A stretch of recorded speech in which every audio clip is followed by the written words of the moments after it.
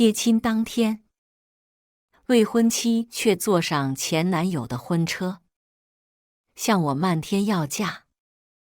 现场顿时鸦雀无声，所有人纷纷拿起手机，等着录下我这个笑话。我却摘下身上的胸花，转身扔给了主驾。新郎还愣着干嘛？开车吧，大伙还等着吃席呢。大家好，开始今天的分享之前，希望你能给人间烟火点个订阅，我将会分享更多优质的内容。新娘子上车喽！我刚换好新郎官的衣服，从房间出来，就听到周围一阵锣鼓喧天，鞭炮齐放，震耳欲聋。我的心也跟着激动起来。7年了，我和江瑜的爱情终于要修成正果了。我满心欢喜地走出去，迫不及待地想要迎接我的新娘。可下一秒，我的笑容僵在了脸上。只见一辆黑色的奔驰停在门口，车门大开，一个穿着黑色西装的男人正半跪在地上，手里捧着一束鲜红的玫瑰花。而我的未婚妻穿着洁白的婚纱，画着精致的妆容，正满脸娇羞地被别的男人抱在怀里。在一起，在一起！周围的人群爆发出热烈的欢呼声，不少人更是纷纷拿出手机拍照，记录下这幸福的一刻。可我的脑袋嗡的一声，像是被雷劈中了一样，因为那个男人不是别人，正是江瑜的前男友陆时安。当初因为陆时安家境不好，我岳父岳母嫌弃他，硬生生拆散了他们。我以为江瑜已经放下了这段感情，可他那一脸幸福的笑容却做不得假。我呆呆地站在原地，看着他们旁若无人的秀恩爱，仿佛自己就是个局外人。很快，周围的宾客也渐渐发现了不对劲。在看到我身上新郎官的胸花后，四周顿时鸦雀无声，像是有人按下了暂停键一般。只有我胸腔里那颗心脏还在剧烈跳动，一下又一下，震得我耳膜发疼。哎，这不是新郎官吗？怎么新娘子被别人抱在怀里？就是啊，这也太尴尬了吧！这年头，真是世风日下，人心不古啊！一时间，我感觉自己的脸火辣辣的，像是被人狠狠地扇了一巴掌。我就像是一个小丑，被所有人围观、嘲笑。我精心策划的婚礼，我期待已久的幸福，就这样被毁于一旦，而我却成了最大的笑话。远处，江瑜在看到我后，更是眼神闪躲，像个做错事的孩子般不敢直视我。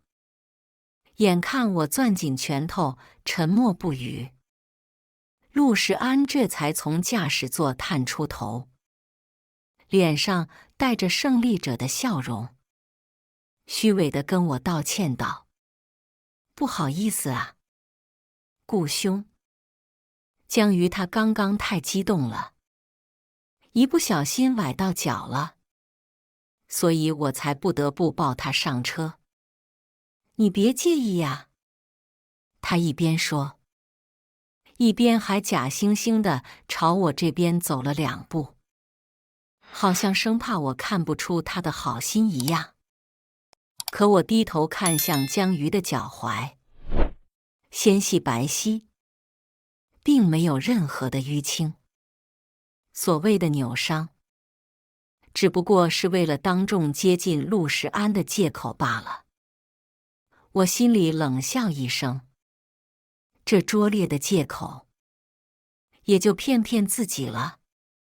想到这里，我没有接过他的话茬，而是直勾勾地看着陆时安，一字一句地问道：“陆时安，我的车，为什么你会有钥匙？”不等我陆时安开口，一旁江鱼却像是东窗事发后恼羞成怒了一般，一脸的不乐意了，冲我翻了个白眼，没好气地说道：“你放尊重点，陆时安现在是我们家的专职司机，有钥匙多正常。他驾驶技术可比你好多了。我让他开车送我怎么了？”我看着眼前这个蛮横无理的女人，曾经的温柔体贴、善解人意，仿佛都是我的错觉。是啊，这已经不是她第一次这样了。恋爱这几年，她做什么事从没问过我的意见，总是任性妄为，自作主张。我想象过无数次我们婚礼的场景，却唯独没有想过，他会和别的男人一起，在我的婚礼上，让我如此难堪。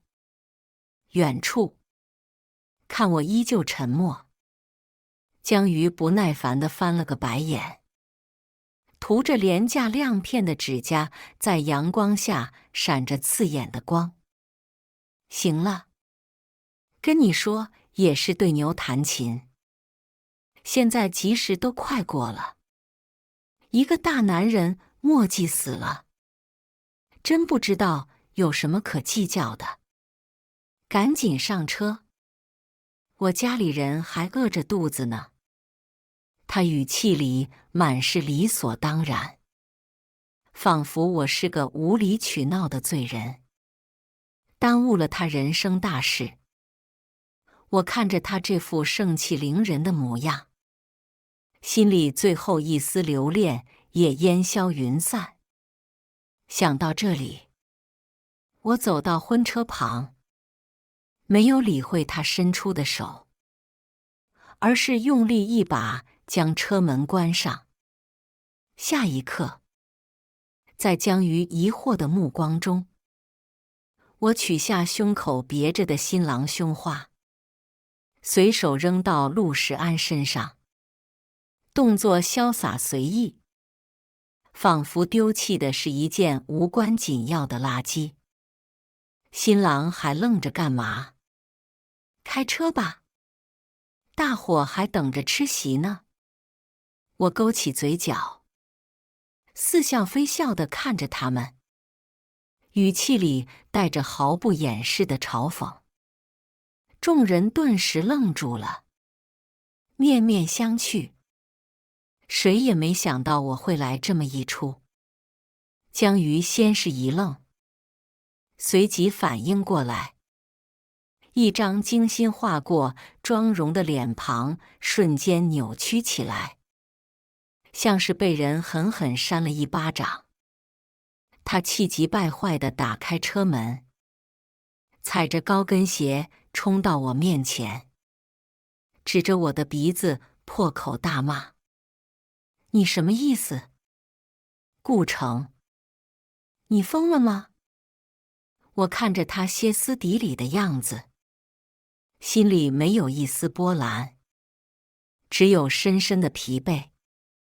现在觉得丢脸了。刚才我看你被陆时安抱着，挺高兴的呀。我语气平静。像是在陈述一件再平常不过的事实。江瑜脸色顿时一阵青一阵白，支支吾吾地说道：“你胡说什么？这不重要。重要的是马上就要到结婚典礼的时间了，那么多人等着呢，有什么事不能之后说？”闻言，我却指了指陆世安胸前那朵被我随手扔在他身上的胸花，语气里充满了嘲讽，每一个字都像是一根针，狠狠地扎在他的心口上。知道啊，你那老公不就在旁边吗？赶紧去结婚吧，我等着吃席就行。被我戳穿后，江瑜顿时恼羞成怒道：“我那是脚扭伤了。”可面对这拙劣的借口，我直接打断他，指了指他纤细的脚踝，毫不留情地指出道：“你不是说自己脚扭伤了吗？怎么还能自己从车上蹦下来？怎么，编不下去了？”我冷笑一声，语气里满是嘲讽和失望。眼见被我戳穿了谎言，江瑜顿时恼羞成怒，指着我气急败坏道：“顾城，你别太过分了，今天可是我们的婚礼，你这样做，对得起我吗？对得起你？”我像是听到了什么好笑的笑话，可不等我再次开口，陆世安便立马好心地站出来打圆场：“顾兄，我知道你生气，但事情不是你想的那样。我和江瑜真的只是普通朋友，你别误会。”他一脸痛心疾首的表情，好像我才是那个负心汉，辜负了江岩的一片真心。他说着，还伸手想来拍我的肩膀，被我侧身躲开。我嫌恶地看他一眼，这人还真是演上瘾了。他还在继续他的表演，语气那叫一个真诚。不知道的还真以为他是什么痴情男二。我冷笑一声，没说话，只是用看小丑的眼神看着他。你笑什么？江瑜突然尖叫起来，指着我鼻子骂道：“顾城，你别太过分了。陆世安好心好意来劝你，你这是什么态度？”我看着他这副泼妇骂街的样子，心里一阵悲哀。这就是我爱了7年的女人，我什么态度？我对你这种水性杨花的女人，还能有什么态度？我重复了一遍他的问题，语气平静的可怕。你……江瑜被我噎得说不出话来，一张精心画过妆容的脸庞因为愤怒而扭曲。陆时安见状，赶紧又凑上来，假惺惺地拉住江瑜的手，柔声安慰道：“江瑜，你别生气，顾兄他只是一时冲动，你别跟他一般见识。”说着，他还转头看向我，装出一副痛心疾首的模样。顾兄，你怎么能这么说江瑜呢？我知道你心里难受，但也不能这样侮辱他呀。如果因为我让你误会了，我愿意向你道歉。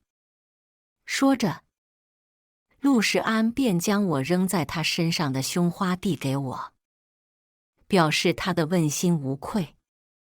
我冷笑一声，轻轻一挥手，拍开他的手，别碰我，晦气。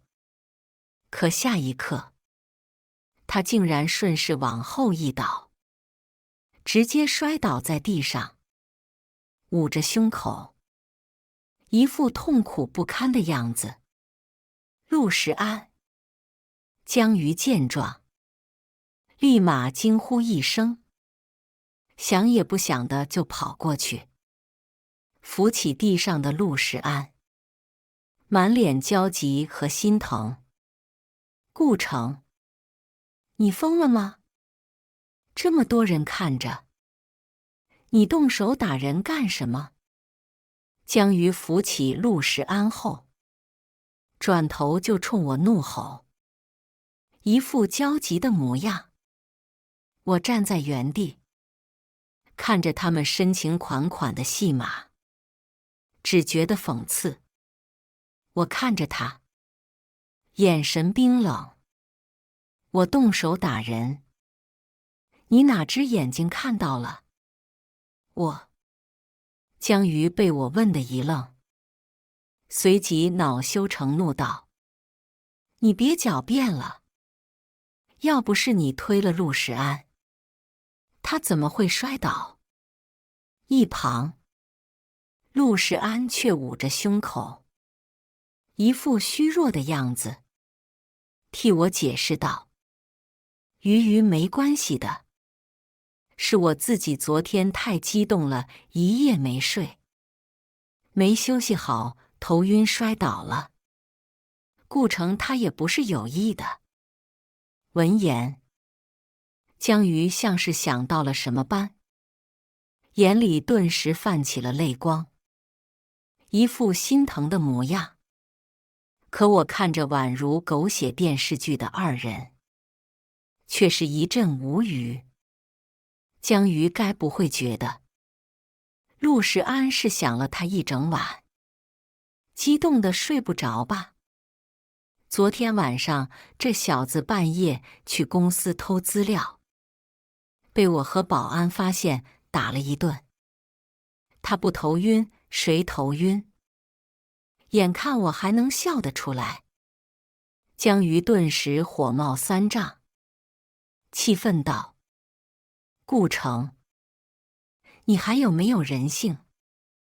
打了人还能笑得出来？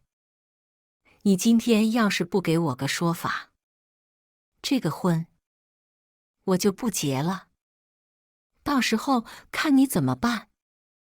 我看着江瑜，心像被一只无形的手狠狠攥住，一阵窒息。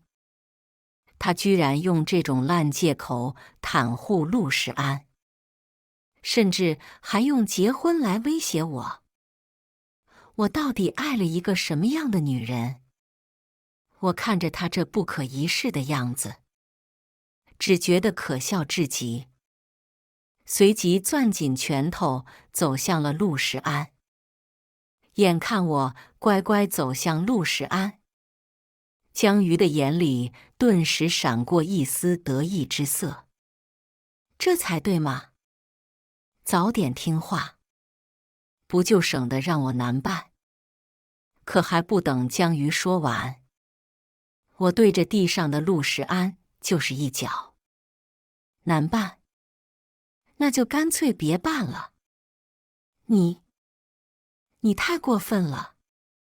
江瑜那张精心画过妆容的脸庞因为愤怒而扭曲，活像一幅抽象画。他说着，还伸手想来拉我的胳膊，一副批许了的样子，好像我才是那个蛮不讲理的人。我却嫌恶地躲开他的触碰，冷笑一声：我过分？到底是谁过分？是谁背叛了我们的感情？是谁在我们的婚礼上搞这种恶心的事情？说罢，我也懒得再跟他废话，转身就要走。顾城，你给我站住！江瑜见我要走，顿时急了，伸手就要来拉我。你打伤了人，就想这么一走了之吗？你必须给我一个解释。我侧身躲开，冷冷地看着他。解释？你要什么解释？我不想结婚了。有问题吗？江瑜顿时愣住了，显然没想到我会说出这样的话。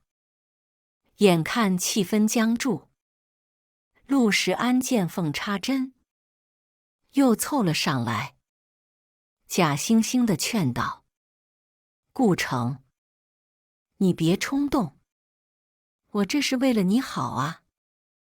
你知道江瑜是什么身份吗？能娶到她，是多少人一辈子都修不来的福分。别忘了，没有他们家的帮助，你现在还不知道饿死在哪了呢。他说着，还伸手拍了拍我的肩膀，一副为我好的样子。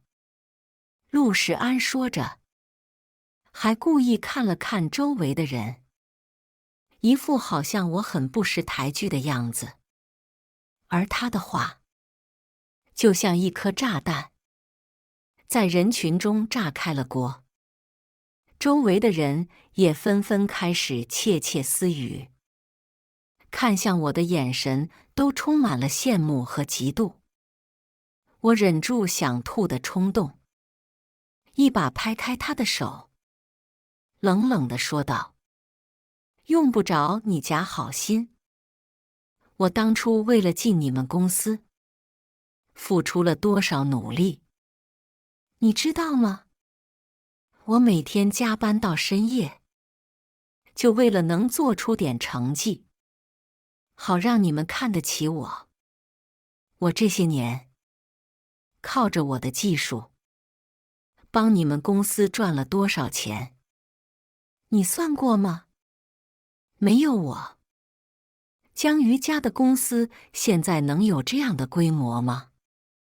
陆时安被我的话问得哑口无言，江瑜却忍不住了，冲我吼道：顾城，你闭嘴！你以为你是谁？你有什么资格这么说？我看着眼前这个浓妆艳抹的女人，心里五味杂陈。这就是我曾经掏心掏肺爱过的女人，那个曾经在我一无所有时，依然笑着说要陪我一起奋斗的女孩。我苦笑着，眼里满是失望。半晌，面对江瑜的质问，我则摇头轻叹道：江瑜，你变了。我是什么身份不重要，重要的是，我知道自己想要什么。我想要的是一个真心爱我，而不是把我当成工具的女人。听到我的话，江瑜顿时间像是想到了什么，眼神闪烁，不敢直视我的眼睛。你说什么傻话呢？我怎么会变呢？我们这么多年不都走过来了吗？他故作轻松地笑了笑，但那笑容却让我感到无比陌生。我盯着他的眼睛，一字一句地问道：还记得7年前，你自己说过什么吗？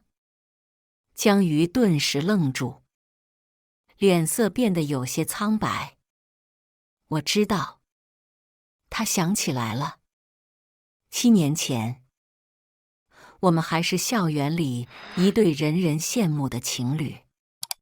那时的他，单纯善良，不谙世事，他会穿着我亲手做的花环，在操场上肆意奔跑，笑得像个孩子。他会在我熬夜学习的时候，偷偷给我送来热腾腾的宵夜，然后静静地陪在我身边，直到我完成学业。他会在我遇到困难的时候，毫不犹豫地伸出援手，用他那瘦弱的肩膀为我撑起一片天。那时的我们，没有金钱的诱惑，没有现实的压力，有的只是两颗彼此相爱的心。他曾经信誓旦旦地对我说，他不在乎我的出身，不在乎我的家境，他只想要一份纯粹的爱情。可是现在呢？他却为了所谓的利益，将我们之间这份纯洁的感情践踏得体无完肤。顾城，我们。江瑜张了张嘴，想要解释，却又不知道该说些什么。我们，毕竟已经不是小孩子了。最终他还是低下了头，语气里带着一丝无奈和苦涩。是啊，我们都已经长大了，只是他变得越来越陌生，而我却还停留在原地，不愿醒来。我看着他，眼神逐渐变得冰冷。所以，这就是你背叛我的理由吗？江瑜的身体微微颤抖了一下，没有说话。他不敢看我，因为他知道自己错了，他后悔了。顾城，对不起。江瑜的声音哽咽了，眼泪在眼眶里打转。他走到我面前，轻轻地抱住了我，然后在我的耳边留下了一句让我心碎的话语：对不起，我不能没有他。说完，他松开我，从包里掏出一张银行卡，塞到我的手里。这里有300万，你拿着，就当这一切都没发生过，好吗？我看着手里的银行卡，只觉得无比讽刺。这就是他给我的补偿，用金钱来弥补我受伤的心。我冷笑一声，将银行卡扔在地上。你以为我是为了钱才跟你在一起的吗？我可以陪你去参加婚礼，但不是因为钱，而是因为你曾经说过，女生一辈子只有一次婚礼。我不希望你留下遗憾。我看着江瑜的眼睛，一字一句地说道。江瑜明显愣住了，他大概没想到我会答应得这么爽快。顾城，他张了张嘴，似乎想说些什么，可我转头就走，不想再看他一眼。到了酒店，我借口去洗手间，实际上是和提前联系好的律师打了个电话。这次婚礼的流程结束后，我和江瑜之间的一切也就彻底结束了。我什么都不要，就当是弥补他这几年的青春。可就在我准备回到宴会厅时，我却听到楼梯拐角听到了陆世安和江瑜的对话。怎么样？我教你的方法好用吧？那小子果然就乖乖就范了。陆世安的声音里带着一丝得意。还是你厉害。你说的对，对付这种老实人，就得用点手段。江瑜娇嗔地笑了笑，陆时安的语气里却带着一丝醋意。你该不会还对他还余情未了吧？闻言，江瑜却不屑地撇了撇嘴。怎么可能？我早就跟你说过了，我答应嫁给他，只是因为我爸的要求而已。他手里不是有个什么保密技术吗？等我拿到手了，就找个理由跟他离婚，把他一脚踹了。到时候，等我拿到了他的技术，我爸就算再怎么反对，也无济于事了。江瑜的声音不大，但清晰地传入了我的耳中。我的脑袋嗡的一声，像是要炸开了一样。原来，这一切都是他的算计。他从头到尾都在利用我。我以为他只是变心了，我以为只要我放手，我们便能各自安好。可到头来，我才发现，是我太过天真。我连离婚都想着怎么弥补他，他却早就把我算计得死死的，连什么时候踹我、怎么甩锅都想好了。我看着眼前这对狗男女，心里不由冷笑一声，默默将他们的对话用手机录了下来。江瑜和陆时安的计划确实天衣无缝，可惜江瑜的计划里出现了一个纰漏，他低估了我对公司的地位，也高估了自己在江家心里的地位。江瑜只不过是江家收养来的女儿，而我手里掌握的技术，却足以动摇江家未来10年的根基。不过，既然他这么急着想要我手里的技术，那么想和陆时安双宿双飞，那我就送佛送到西，做一次月老，成人之美。想到这里，我直接拿出手机，打开公司总群，将江瑜和陆时安调笑密谋的视频发了出去，顺便编辑了一条消息，并特意了江瑜的养父，江家真正的话事人。岳父，您老人家什么时候找了2个女婿？也不提前通知我一声，我好把技术给您整理好，再给您再包个大红包啊！消息发出去的一瞬间，群里顿时炸开了锅。卧槽！什么情况？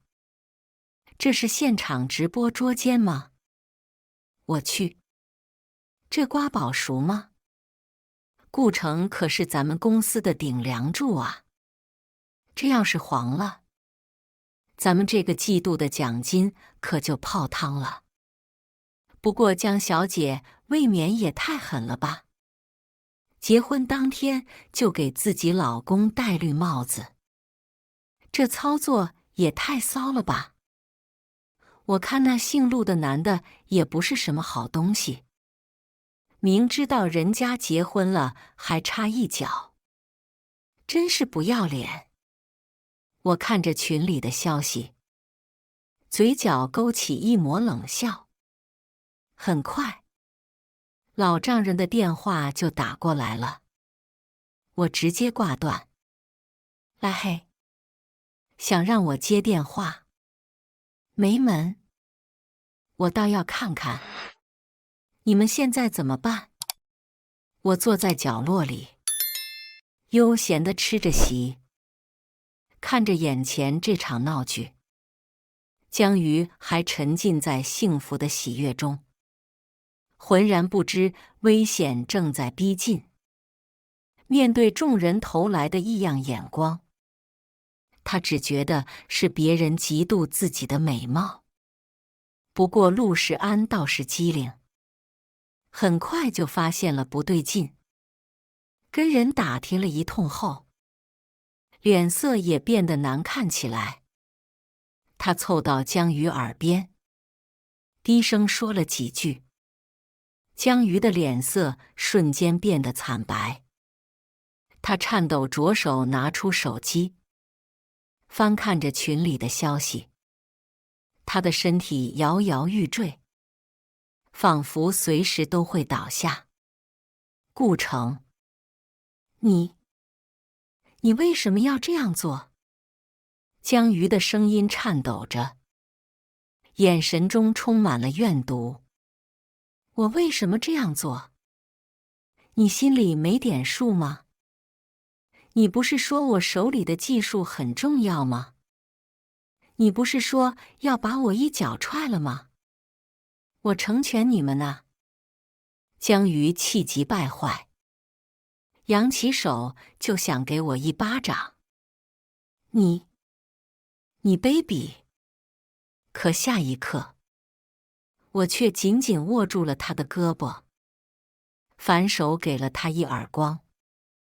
啪的一声，江瑜重重地摔倒在地上。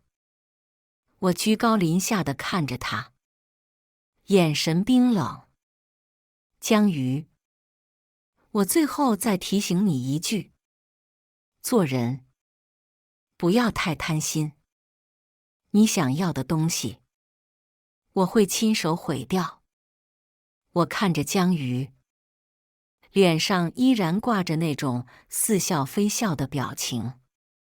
你，江瑜气得浑身发抖，指着我的鼻子，却半天说不出话来。我心里暗爽，继续火上浇油。你不是一直觉得自己是天之娇女吗？觉得我配不上你？我告诉你，江瑜，你那点小心思，我早就看透了。你不过就是想利用我，等我把技术交出去，你就好和你的真爱双宿双飞，把我一脚踹开，对吧？江瑜脸色瞬间变得惨白，他尖声想要反驳，但语气明显底气不足，只好委屈巴巴地看向周围的人。大家千万不要相信，顾城他都是胡说的。闻言，我却冷笑一声，指向江瑜的手机。我胡说？那你敢不敢让你爸看看你手机里的聊天记录？江瑜顿时哑口无言，像一只被踩到尾巴的猫，惊慌失措。就在这时，宴会厅门口传来一阵骚动。我转头一看，是江瑜他爸，也就是我的好岳父来了。他脸色铁青，眼里几乎要喷出火来。江瑜一看到他爸，就像抓住了救命稻草一样，立刻哭着扑了过去。爸，你可算来了！顾城他欺负我。他一边哭，一边指责我怎么不给他面子，甚至当众羞辱他，给他扣上一顶不守妇道的帽子。那演技，不去拿奥斯卡真是可惜了。不过，他还是低估了自己养父的脑子。能带领江家走出一段辉煌的人，又怎么可能听不出来这漏洞百出的谎言？一旁，眼看我始终没有开口，江瑜还以为是我被他爸骂得不敢还嘴，更加得意忘形，指着我的鼻子说道：“爸，你快把他赶出去，我不想再看到他。”闻言，江瑜他爸本就气得说不出话来，这下更是突然脸色一变，猛地一巴掌扇在江瑜脸上，啪的一声脆响，在原本就安静的宴会厅里显得格外刺耳。江瑜捂着脸，不可置信地看着他爸，眼泪像断了线的珠子一样往下掉。爸，你为什么要打我？江瑜他爸气得浑身发抖，指着他的鼻子，怒吼道：“我打你？我打的就是你个不孝女！你知不知道你干了什么好事？你和那个姓陆的混在一起，现在不仅所有人都把我们家当作笑柄，更关键的是，得罪了顾城。你让我拿什么继续运营公司？”他指着江瑜的鼻子，一副怒不可遏的模样。江瑜捂着脸，眼泪汪汪，却依然嘴硬：“爸，你在说什么呀？我怎么听不懂？”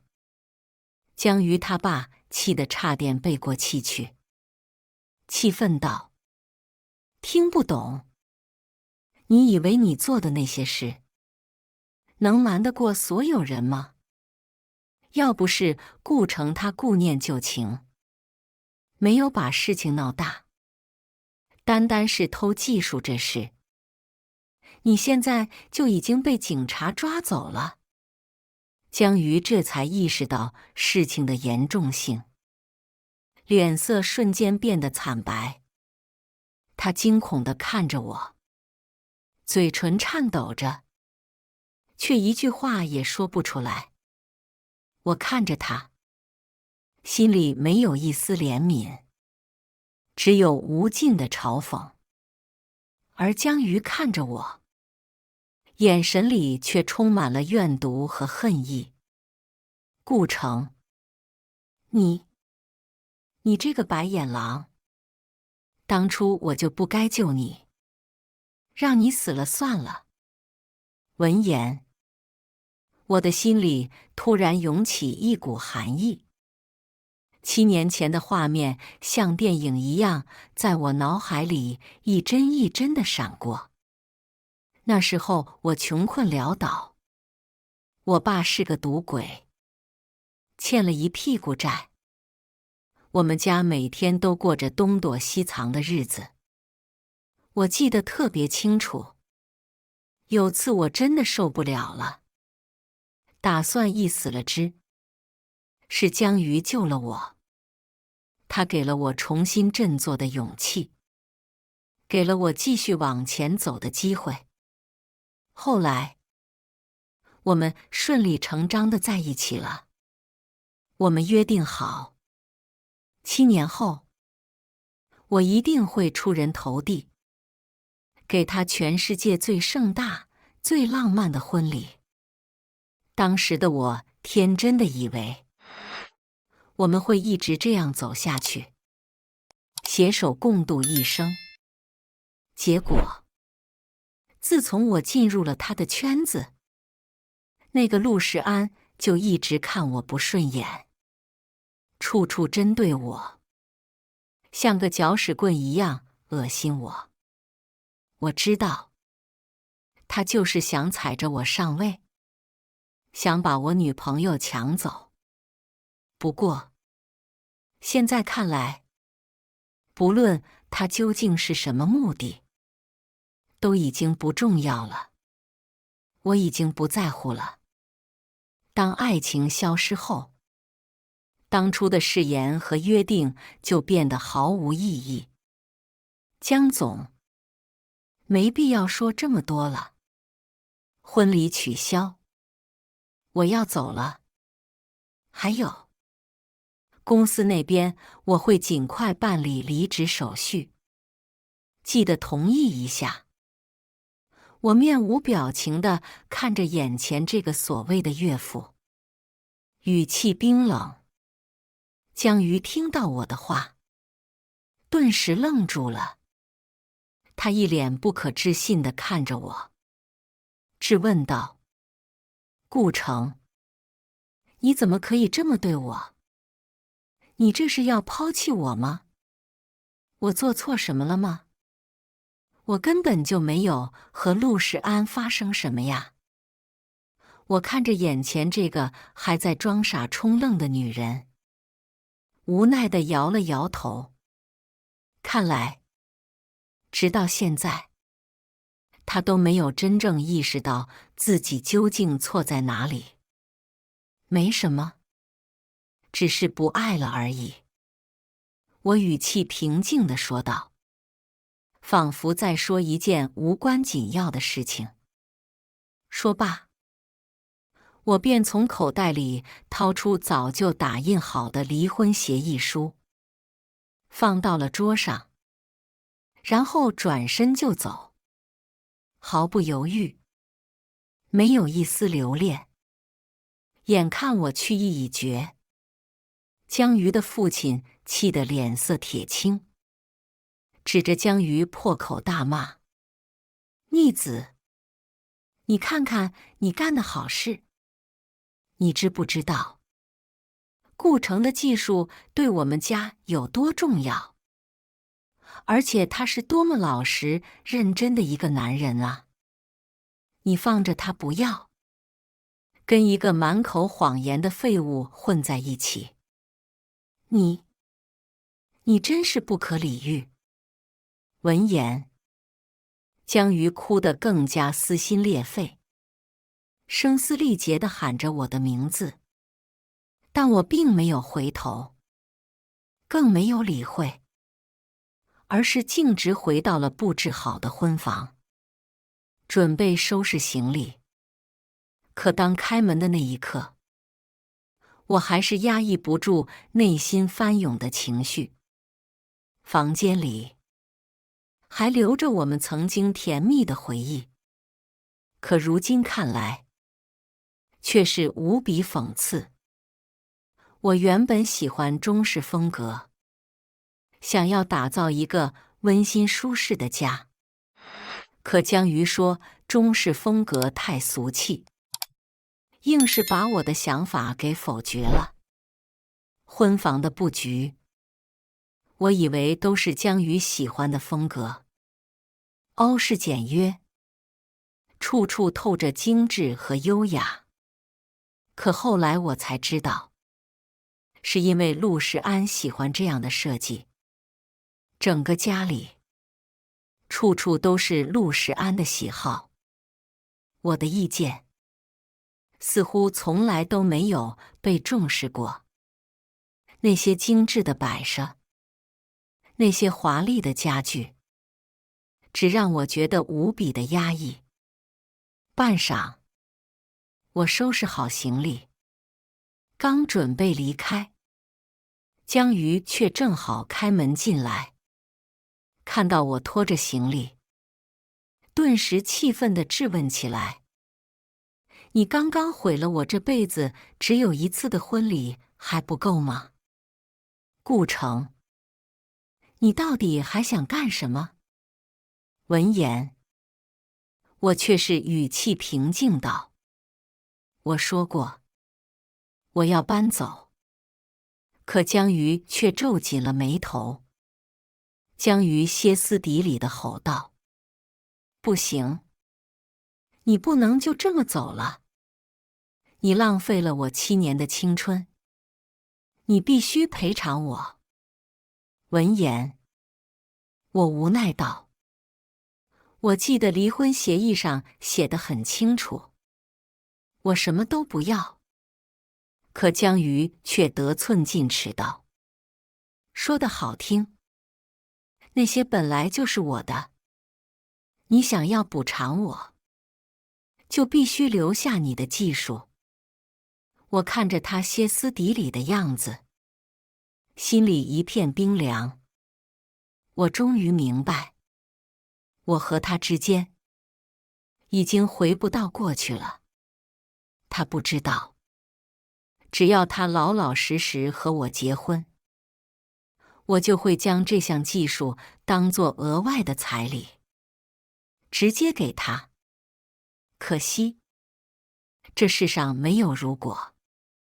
我的东西，我可以给，但你江鱼绝不能抢。想到这里，我冷笑道：“痴心妄想，就算是死，你也不会得到我的技术。”眼看自己就要满盘皆输，江鱼顿时指着我的鼻子骂道：“负心汉，你吃里扒外，是不是早就打算跑了？你毁了我的婚姻大事，就必须赔偿我的损失。都是因为你，我爹都跟我发火了，说要和我解除亲子关系。今天你不论如何，都要把那个技术 U 盘给我交出来。”说罢，江鱼更是丢掉了大小姐的风度，直接上手就要抢走我的行李箱。我看着宛如泼妇般的江鱼，再也压抑不住心中的愤怒和失落，一巴掌直接打了过去。江鱼，你闹够了没有？得寸进尺的人明明是你。你扪心自问，这些年，你真的对得起我吗？这些年，你和陆世安一直藕断丝连，我都忍了。可我的耐心是有限的。你什么时候能认清自己，意识到自己的错误？我质问他，语气里带着一丝愤怒。可江鱼此刻却像是着了魔一般，歇斯底里地吼道：“我不管！你今天要是不道歉，我就跟你没完！我要让江家彻底封杀你！你等着吧！”他咬牙切齿地说，脸上充满了怒气。我懒得多解释什么，很快他就会知道，他只不过是收养来的。江家一直惯着他，宠着他，从来不是因为他，而是为了稳住我这个技术领域的天才。一旁，眼看我一直不说话，江鱼还以为自己又拿捏了我，一副得意洋洋的模样。只要现在交出 U 盘，跟我回去把婚礼办了，我也不是非要赶尽杀绝，好好道个歉，我还可以给你一次机会。他语气轻蔑，仿佛在施舍我。闻言，我直接拒绝，冷笑道：“比起威胁我，你还是关心关心你的情况吧。”江鱼皱眉，语气不善道：“你什么意思？”可我看着江鱼一脸疑惑的模样，眼神里充满了戏谑，淡淡道：“你看看手机新闻不就知道了。”闻言，江鱼这才半信半疑地拿出手机，可在看到热搜的那一刻，他的脸色瞬间变得苍白。新闻上，陆世安和江鱼的丑闻被爆了出来。照片上，他们两人亲密地搂在一起，画面不堪入目。就连她是被收养来的养女身份，也一并被爆料了出来。江瑜的脸色变得越来越难看，他颤抖着嘴唇，说不出话来。我冷笑一声，眼神里充满了嘲讽。你以为你还能翻盘，得到江家的支持吗？你以为你还能得到我的技术，和陆氏安子在一起吗？你以为你还能得到我的爱吗？江瑜脸色苍白，眼神里充满了恐惧。他终于明白，他已经彻底输了，他已经彻底失去了我，他已经彻底失去了所有。我刚要闭门送客，可下一刻，江瑜却突然哭了。只见江瑜双眼通红，滚烫的泪珠止不住地从脸颊滑落。顾城，你当初明明说过，会像小公主一样呵护我，保护我，爱我一辈子的。你现在为什么又要抛下我？你这个骗子！说到最后，江瑜更是泣不成声，一副受了天大委屈的模样。可我看着江瑜楚楚可怜的模样，心中却没有掀起一丝波澜，甚至还有点想笑。恋爱这7年，我也试着去爱他，照顾他，可7年的深情，又换来了什么？换来了他对我尊严一次次的践踏，换来了对我们感情的背叛。有多少次，我一个人守在办公室，默默看着他和陆世安在一起，有说有笑。他又几时回头考虑过我的感受？想到这里，我深吸一口气，麻木道：江瑜，你仔细想想，这些年，到底是谁先抛弃了谁？你真的对得起我吗？听到我的质问，江瑜脸色顿时苍白一片，明显也意识到了什么，半天说不出一个字来。顾城，你听我解释，我只是一时上头，才被陆世安给骗了。我们毕竟结婚这么多年，我真的没有背叛你，更不可能抛弃你。可我看着江瑜焦急的模样，却冷笑道：所以呢？这就是你为了陆世安，一次又一次冷落我，羞辱我的理由。哪怕没有陆世安，今后还会有苏世安、萧世安，你让我拿什么信任你？说到最后，我也懒得继续跟他解释下去，索性摊牌道：江瑜，收起你的大小姐脾气，别再做梦了。没有我，你早就被江家抛弃了。江瑜顿时眉头紧皱，质问道：顾城，你这是什么意思？闻言，我直接将当初的收养材料扔给了江瑜，上面清楚地写着：江家要收养的人并不是江瑜，而是我。顾城，怎么会变成这样？江瑜一脸的不可置信，无力地瘫坐在地上，而我看着他，冷漠道：当年，江家看中了我的学习天赋，要将我收养，培养为江家的职业经理人。打理江家的产业，可我于心不忍。看着你在孤儿院受欺负，才执意将这个位置留给了你。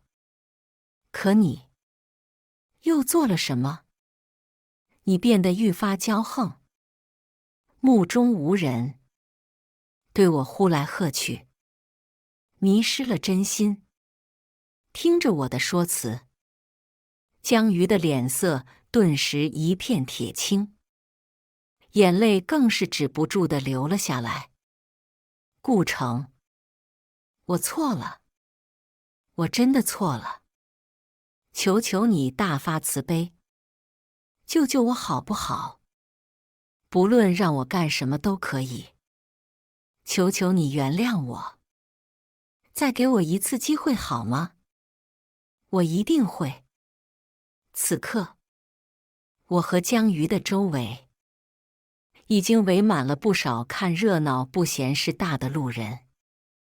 江瑜这楚楚可怜的模样，自然有不少人心疼，纷纷举起手机录了下来。有了路人的鼓励，江瑜脸上的笑容也越发灿烂，似乎笃定了我一定会答应他一般，重新跟他在一起。可我却只觉得他恶心。直到现在，他都在试图利用周围人的录像在对我施压，企图用和陆世安一样的手段卖惨道德绑架，逼我答应他的请求。他似乎从来都不明白，只有真心才能换来真心。想到这里，正如他之前一样，我直接头也不回地离开了这里。之后的时间，我靠着优秀的履历和工作经验，我顺利入职龙头企业，而江瑜则被江家解除了亲子关系，本人也被公司开除。我本以为再也不会和江瑜有什么联系了，直到一天，女主浑身湿漉漉地找上门，抱着我痛哭流涕。顾城，我应该相信你的。陆世安，他就是个骗子。他明明说好的要帮我，照顾我一辈子，却卷走了我的所有的钱，还以我的名义贷了100多万，消失得无影无踪。求求你收留我，哪怕一晚，好不好？我以后一定改。